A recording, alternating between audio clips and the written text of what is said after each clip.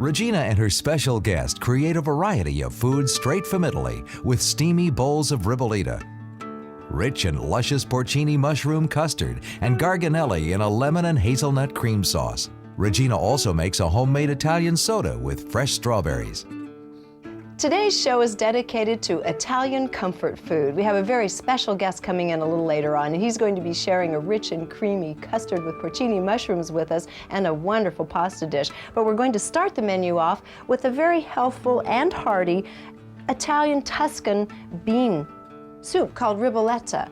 And Riboletta is one of those soups that is made essentially from peasant ingredients, because most Tuscan cuisine really is very peasant. Well, it's the farm country. Farm country. So in its roots, you use a lot of leftovers, a lot of pungent things, some onions, wonderful and things, cabbage and all of that. And this particular soup I ran across, get your hanky out. Oh no, not another story.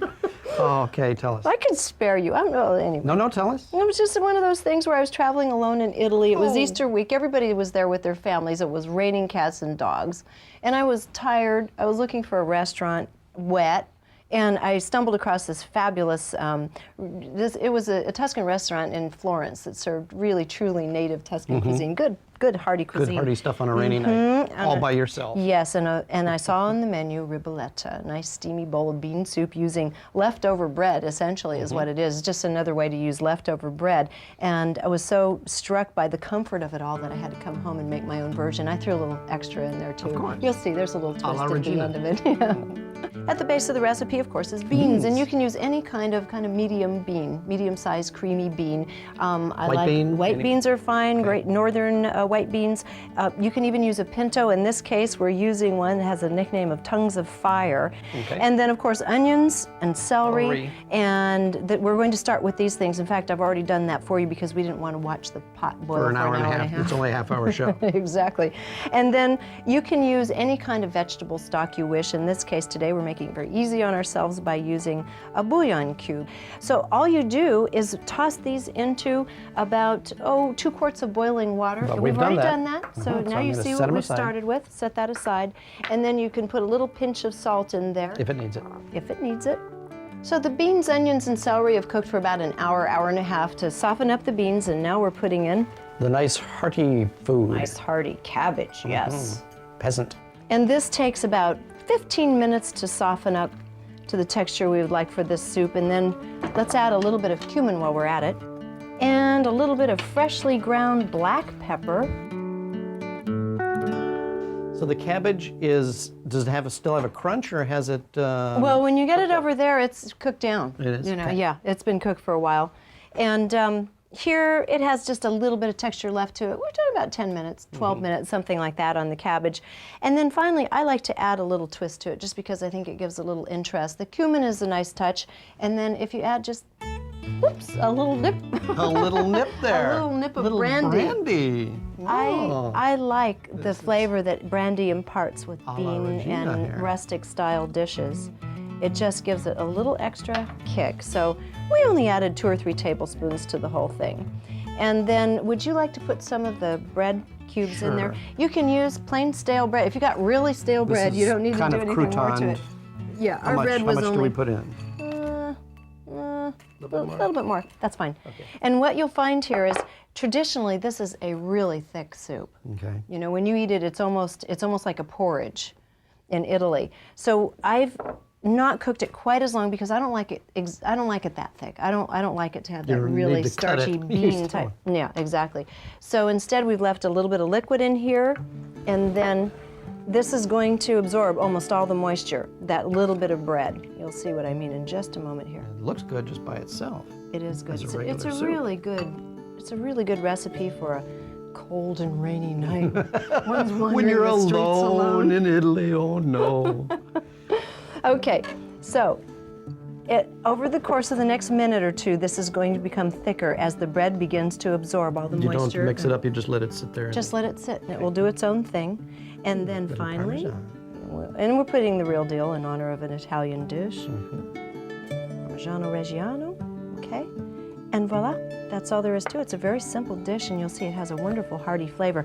Now, we're going to go to something that is also Italian in its origin, and I call it a comfort food because kids like sodas, right? Sure. You know, this is a healthful type of soda. You know the kind you get when you go to the coffee shop, they have the little syrups you The add syrups, to it? I always wonder about those. I never get them. So you're going to tell me about them? Well, we'll talk about them a little bit. We're doing a healthy version of that Oh, okay. in just a little bit. So we're going to make an Italian soda with fresh strawberries. Oh, great.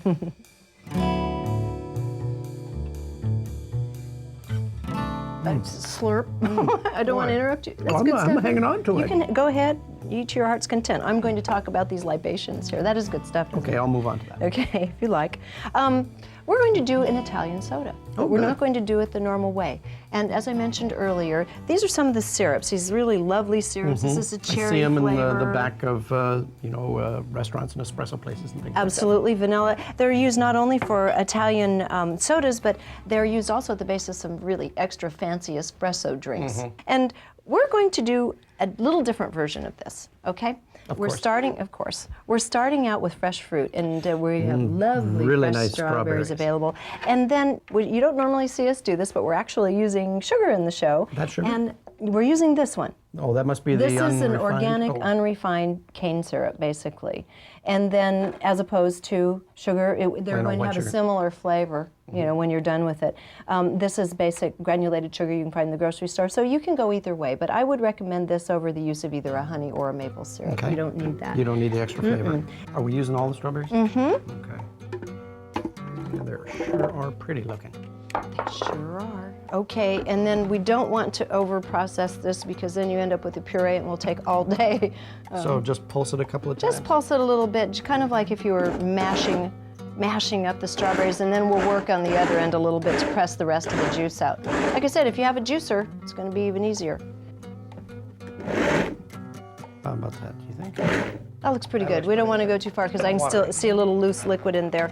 And then we've got these. This is overkill for what we're doing here, but it's the only cone style we had available. I'm going to press there this it- yeah, it's around. coming Now we're out getting nice and some juice coming out of there now. Watery juice. We got to find something to do with the rest of this. Eat it. Eat it. Yeah, that's what we could do. Put it over some ice cream. Sugar. This is a teaspoon, so we've got enough here for a couple of these. So, and then we'll do an extra little spin on it, which is called a French soda once we get this one made up. Can you get me chopsticks, a knife, a stirrer of any kind, and then get the glasses out of the freezer, please, Chris? Here's a knife to stir. Okay, and these are nice and frosty, and we've put, because these are such narrow little glasses, we have used crushed ice instead of ice cubes. I just like the way, and these are nice little Italian glasses, so remaining true to our theme here. And we'll fill it up, Some There we Italian go. sparkling water. Italian sparkling water, and put our sweetened strawberry puree in. Isn't that beautiful? See, there is enough for two. And now, I'll leave a little room at the top on this one. If you want to turn this into a French soda, you add a little splash of cream. I was going to say. So now you know what it is. If you see Italian sodas and French sodas on the menu, that's the only difference between the two. You have a creamy You go French, I'll go strawberry. Italian. Okay, sounds good. Let's see what these things taste like. Cheers. Really fresh, very fresh and natural. Great. Yeah, and then amount of sweetener you put in is entirely up to you. It's a very clean, fresh taste, and you haven't really done anything bad to your body. So we're going to clean this up, and then we have our very special guest coming up. He's going to make this incredible porcini custard. Ooh, can't wait.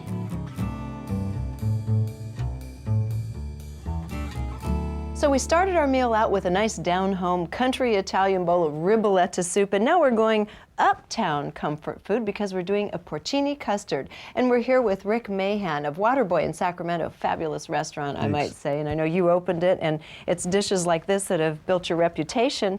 And I'm really excited to see how this comes together. We have a little star player here that you don't see very often. We do. Tell us about it. My produce man was nice enough to drop this off right before I left to come over here, and this is a real porcini mushroom. A real live fresh porcini. Only half Opposed a to one. That's these all the ones. restaurant could afford today was half a one. But $35 a pound. Yeah. And You- these are the dried ones, which are a nice substitute. Well, let's talk about that. When you're doing a dish like this, and here we have the porcinis that have already been hydrated and sautéed, for the end product, is it going to make that much of a difference as to whether or not you use a dehydrated versus the fresh porcini? Well, I think that, you know, these are rare enough, and they really do add a little bit more if you can get them. However, porcini mushrooms in the dried form are probably the best dried mushroom that you can use. Very full in flavor, and a flavor. real staple of the Italian cuisine. Exactly, and we just reconstituted these in warm water, and I chopped them up, and I sautéed them with a little garlic and shallot and fresh thyme. We're going to add those to the custard when I'm so excited to see how this comes out. So the first thing we're going to do is we're going to make a mushroom jus, which we're going to finish the dish with. Now I've got a pan that I've got a little bit of olive oil heating up here, and we're going to add some leeks and carrots. Okay. Some garden variety mushrooms. I don't see how you could possibly mess up when you've got leeks and you have mushrooms and garlic and Madeira. Doesn't it smell great? That's amazing. I love the combination shallot. of flavors. Okay, a little bit of oil, and why don't we talk about shallots a little bit? I love shallots. Shallots, I use a ton of them in my cooking, and it comes from the fact that when I began cooking, I was heavily influenced by French cooking, and I can't remember a French recipe without a shallot. Right. They're wonderful. They have a flavor that some people describe as a combination between garlic and onions. And onions, right. And scallions, but Yeah. they really are very unique, and they offer a sweetness, I think, that other onions that don't really have. So we're going to get these are starting to caramelize nicely here. I'm adding some fresh thyme. I'm going to add a little bit of tomato puree and a little bit of really nice Madeira.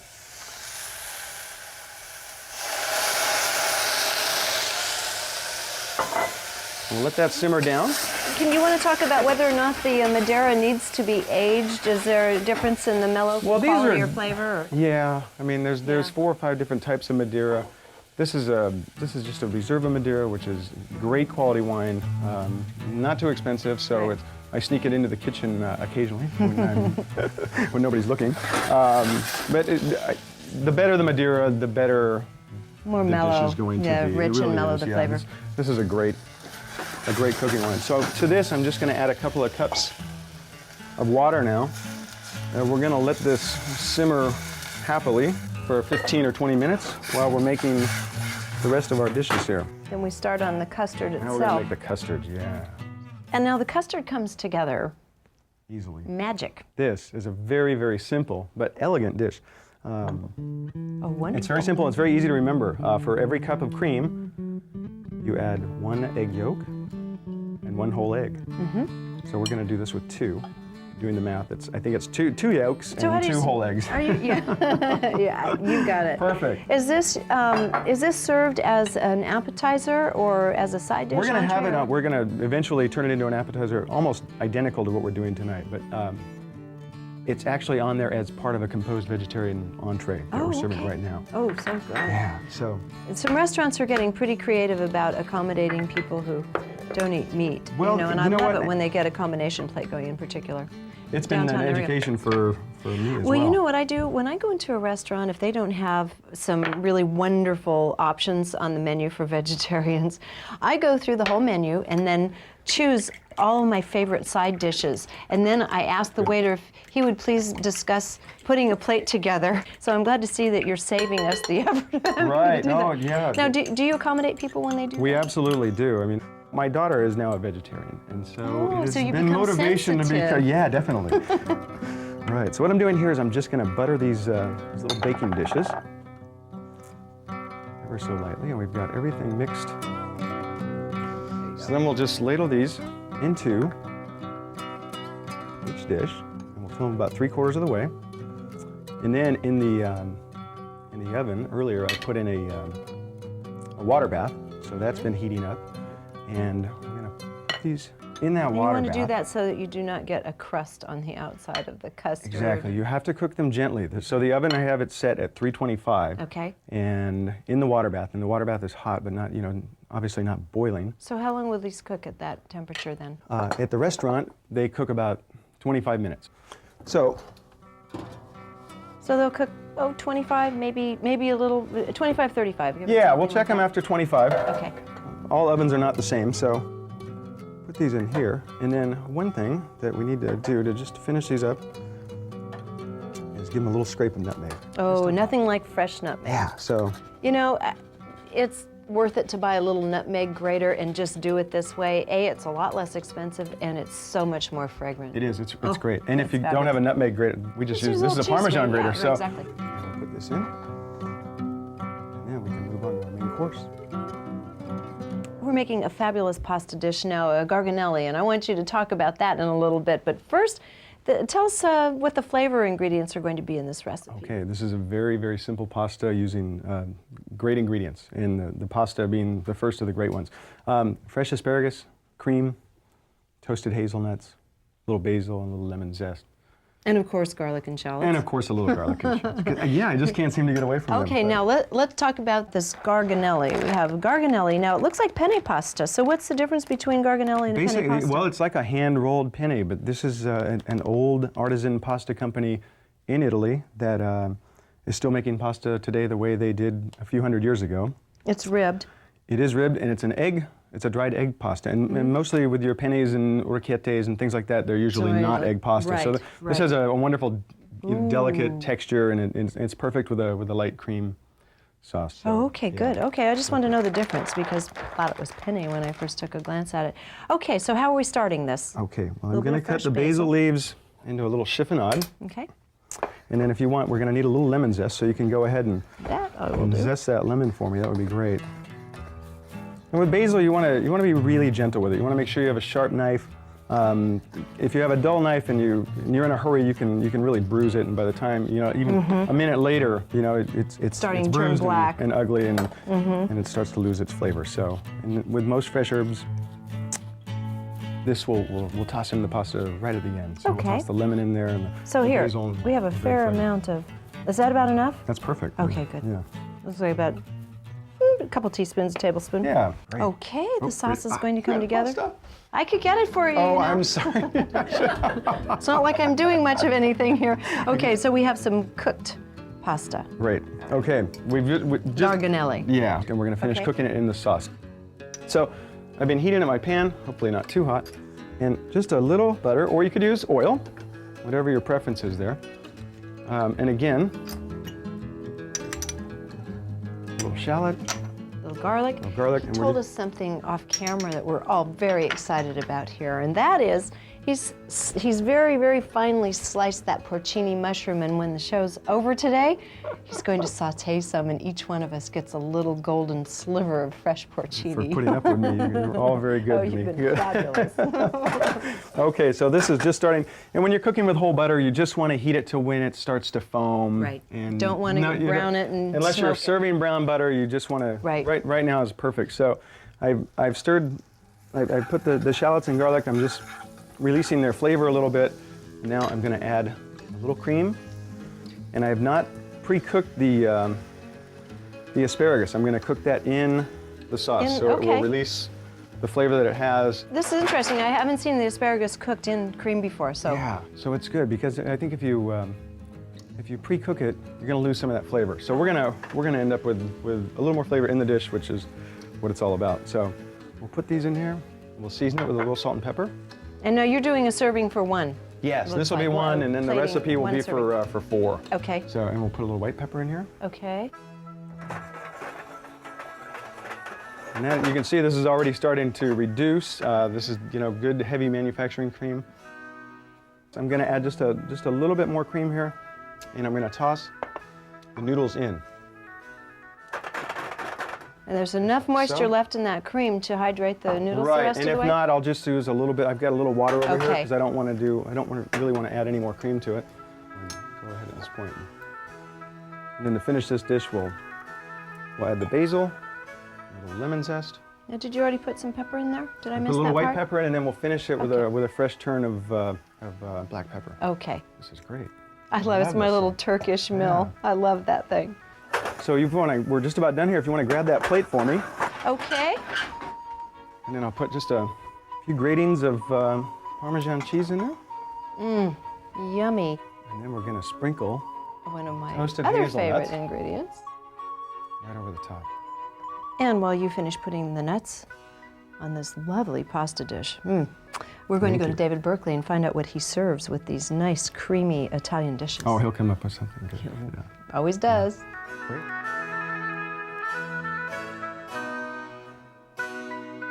Regina, Italian foods are hot with the consumer. They continue to be #1 in popularity. That's easy to understand. Look at the diversity of the flavors on the dishes you just prepared. Think we should do Italian wines as well? They've never been more popular either. Good reason. Look at the light, easy-to-drink wines from the Veneto, or the regal Brunello and the flavorful Chianti from Tuscany, or the powerful Barolo and Barbaresco from Piemonte. They all have their ardent supporters, and several of these wines would fit nicely with the dishes you prepared. But I'm going to suggest the viewers look for Sicilian wines. They have been now cultivated to be among the very best. Look at the wines from Mount Etna, from the slopes of Mount Etna. Reds and whites, they're really quite good. And today, they're cultivating some of the grapes that are more familiar to us, Chardonnay, Cabernet, and Merlot. And they're noteworthy for their qualities.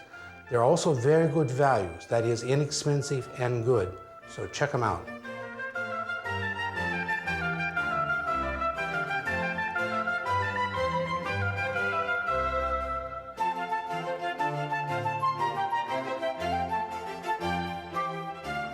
Okay. So the custards, oh, beautiful. These are they're just set. There's just the slightest little jiggle in there, which is a good thing. So we're gonna pull these out. Shut those doors so we don't trip over it. And there are the custards. Beautiful. So we're gonna let these sit just for about 5 minutes. Okay. And then we'll unmold them. And Okay. It'll be great. So our mushroom jus is finished. We just have a little saucepan and a very fine strainer. And get a look at that. This is beautiful. This looks like a really rich stock. Push the mushrooms and vegetables gently to extract everything out of there.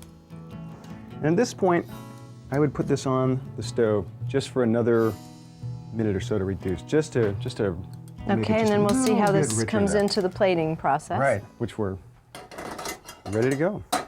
All right, we're finishing off the custard. Yeah, and if you No, can look, oh, it's see in reduced here, nicely. it's reduced down and it's just Beautiful. perfect. And the tomato puree, a very good quality Italian tomato puree, and that gives the sauce its richness and thickness without Right.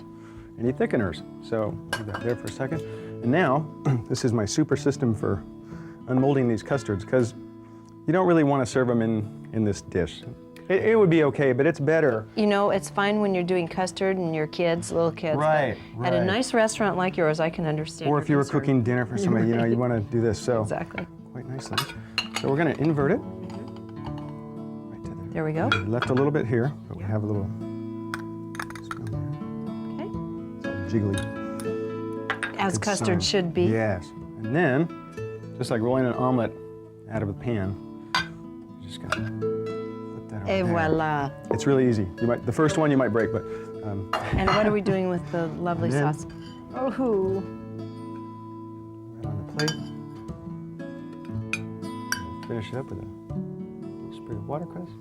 just There we have it. beautiful. Yes, I can't wait for us to finish up so we can dig in. We've got some extras. Thank Good. you so much. Rick, Well, you're I'm going to welcome. give this one to you. Thank you so much for joining us and taking your time and sharing these lovely recipes with us today. These absolutely are, my these are- pleasure.